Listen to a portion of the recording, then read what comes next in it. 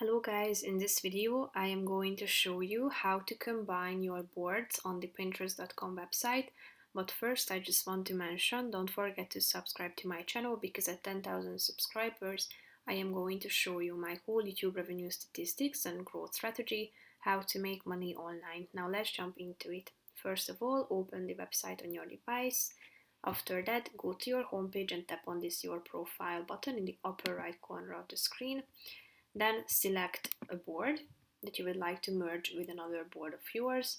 After that, go to the top of the screen and tap on this More button next to the name of your board and click on the Merge button, which is the third option, and select another board of yours that you would like to merge your current board with, and then click on the Done button down below.